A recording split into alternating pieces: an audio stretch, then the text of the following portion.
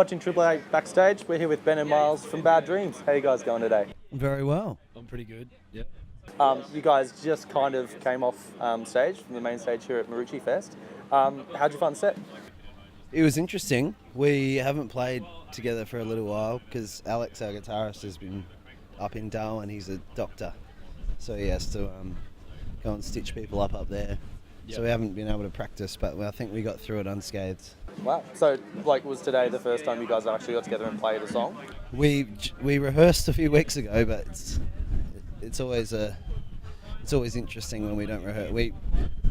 We're the sort of band that needs to rehearse a lot to make it sound good. It doesn't come naturally. No. Oh, it does, but I don't know. We'll be right. It was fine. We pulled through with a few fluffs, but it wasn't too Miles bad. was the only one that didn't fuck something up. Well, to be honest, the crowd was screaming for you guys, I think, the first step you took on stage, so I don't think you could have put a step wrong, so it worked out all right.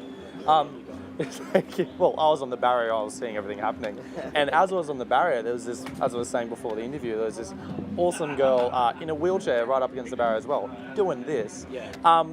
Is that a commonplace thing in your shows, to have everyone and anyone from all walks of life coming along and just rocking hard? It has happened before. It has. We played a show in Adelaide. It was called Stonecutters. It was the Masonic Hall on North Terrace, and there was a lady in a wheelchair who was being crowd surfed. I think her name's Annie, and she's probably mid-30s, late 30s, and she's been wheelchair bound since she was a teenager, and so she just kind of just rolls to the front and just taps a few people on the leg and it's like, just pop me up there, get a couple of your mates, and she just surfs for an extended period of time. It's very, very admirable, and it's quite a heavy unit for the punters down below, but that's probably the best thing ever, come to think of it, that's happened at one of our gigs. And when you see an amazing kind of fan, whether it be someone just chucking a massive rave and whatnot, do you guys want to play harder for that, or are you guys just giving 100% all the time? You create the environment, I guess, when you start the set, and they vibe off of you and you vibe off of them. Yeah. It's the same with any band that's ever played a set ever. Obviously, Ben has a personable nature or something, because people at the front row just mid-song are like, can we just have a bit of a conversation? They're just like, oh, so are you guys from Adelaide?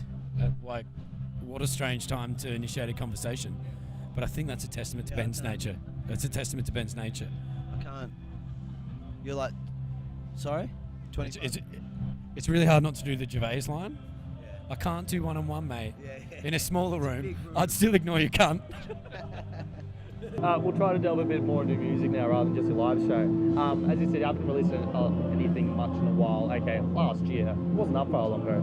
With your debut album, Dogs at Bay. One of its really big singles was High to Nothing. And you guys made a really interesting music video for it. And I've got to read the name for it. So you filmed it in a small town called Adonmuka? Is that how you pronounce it?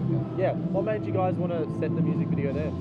The theme of the song is that you find a place that nobody can touch, that's yours, within the lyrics, that sort of brings about some Australiana about it. Lyrically. And also we've always been, we're from Adelaide, we've always been proud to be South Australian, and a lot of our aesthetic is steeped in South Australian history, and that has a really interesting history from the 70s of opal mining that dried up, and now the town's virtually abandoned. It's a fascinating place to go. We crawled through these wooden planks into this old 1970s cottage that was virtually untouched for 40 years. The dude's cordial was still on the table, all his belongings were still there, and it was all covered in dust, but he just up and left when the opals dried up. So it's this strange place that's a little bit away from Cooper Pedy, but another that was a mining mecca that's now just a quite an established town of infrastructure with hardly any population, and the people that are there are very are a bit strange. I was interviewing you guys, that's where I started, kind of thing. Yeah, I found it really cool. You were saying the town's population is like 350 or whatnot. The video clip surely would have most of them in it then, because you guys kind of play a mock gig as well at the same time. Buffaloes. It's like the Stonecutters in The Simpsons.